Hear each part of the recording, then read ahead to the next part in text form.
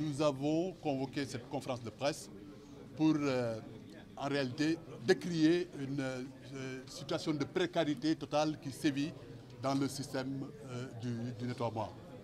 Je voudrais dire que nous avons des problèmes de difficultés. Des difficultés qui ont pour nom la validation de la convention collective du nettoiement, qui, jusqu'à présent, est sur le bureau du ministre du Travail, et que le directeur du Travail nous a adressé des correspondances pour désigner nos représentants au niveau du comité paritaire.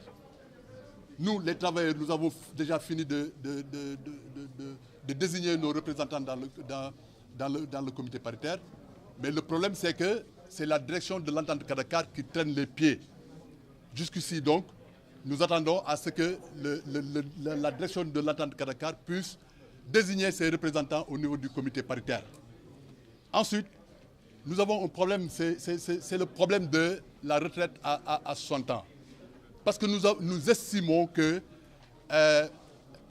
en 2013, la retraite n'est plus à 55 ans, elle est à 60 ans. Et là, je voudrais relever une chose.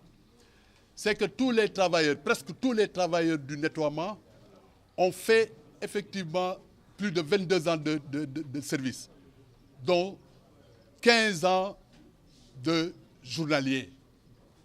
On nous a embauchés en 2004 avec l'avènement de Hamas Sénégal. Mais quand l'entente Kadakar est venue, elle a repris l'embauchement en 2006. Donc pour quelqu'un qui a fait 22 ans de service, vous l'embauchez en 2006 pour l'envoyer à la retraite à 55 ans. Mais je dis bien que ce monsieur-là, il n'aura pas de retraite parce qu'il n'aura pas fait 10 ans de service minimum.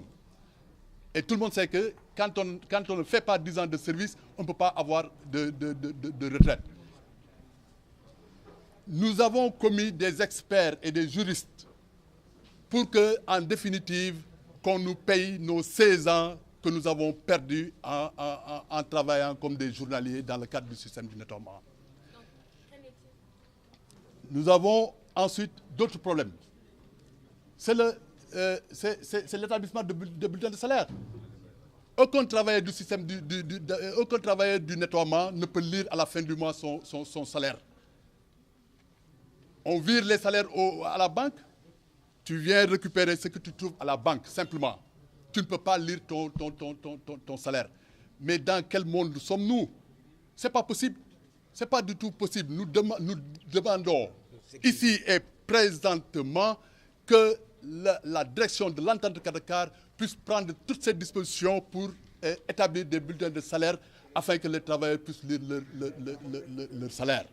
Ensuite, nous sommes dans une précarité totale concernant le matériel d'exploitation. Rien du tout. Les travailleurs du nettoiement n'ont pas de gants, n'ont pas de masques, rien du tout. Et même s'ils en ont, mais ce matériel-là n'est pas de qualité. N'est pas de qualité. Le matériel de travail n'existe pas. Les travailleurs du nettoiement travaillent avec leurs propres mains, sans gants, rien du tout. Ils nous doivent 2 mois de salaire. Nous réclamons nos 2 mois de congé. Nous réclamons nos 2 mois de congé à l'entente Kadakar. Et nous demandons aux autorités de faire en sorte que les travailleurs puissent rentrer dans leur droit avant la Tabaski pour qu'on puisse en tout cas fêter la Tabaski d'une manière décente.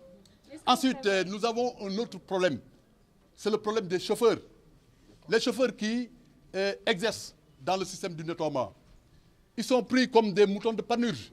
Et ça, nous disons que c'est fini, trop c'est trop. On n'en peut plus. Nous allons mener le combat jusqu'à terme. Mais nous avons déposé un préavis de grève qui va prendre effet à partir du 21. Le préavis de grève va prendre effet à partir du 21.